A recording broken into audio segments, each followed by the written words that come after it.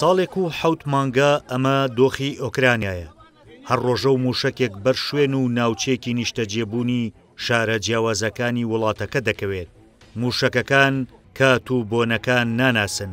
ئەمڕۆ کە ڕۆژی جیهانی ئاشتیە، رووسیا گەورەترین هێرشی موشەکی لەم مانگەدا کردە سەر ئۆکراین و ژێرخانی کارەبای وڵاتەکەی بە ئامانج گرت. هێرشەکان بوونە هۆی برینداربوونی 18 هاوڵاتی.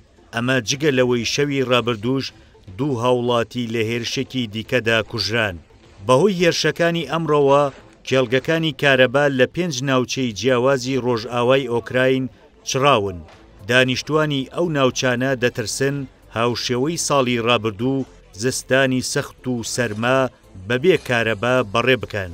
ئاندری ئۆسادچوک پەرلەمانتارێکی ئۆکرانیە لە تۆڕی کۆمەڵایەتی ئێکس ناسراوە بە تویتەر نووسیوێتی زستان خەریکە دێت و رووسیا هێرشە موشەکەکانی بۆ سەر ژێرخانی وزەی کارەبای وڵاتەکە دەست پێ کردووە.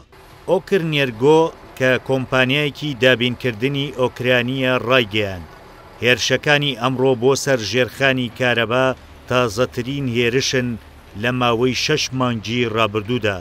هێرشەکان زیانیان بە وێزگەکان لە ڕۆژئاوا و ناوەڕاستی ئۆکراین گەیاندووە و کارەبای بەشێک لە شارەکانی کێف، خارکێف و ڕیڤن و چەند شارێکی تر گەیاندووە.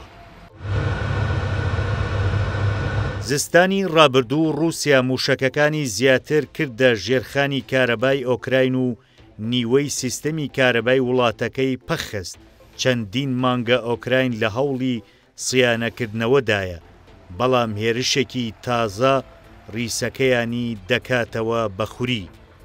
هەرچەندە ئۆکراین ئێستا سیستەمی بەرگری و دژە موشکی پێشکەوتووی لە وڵاتانی ڕۆژئاواوە پێگەیشتووە، بەڵام موشک هێشتا دێوەزمەی خەڵکیە و هەر ڕۆژە و شوێنێک دەکاتە ئامانج.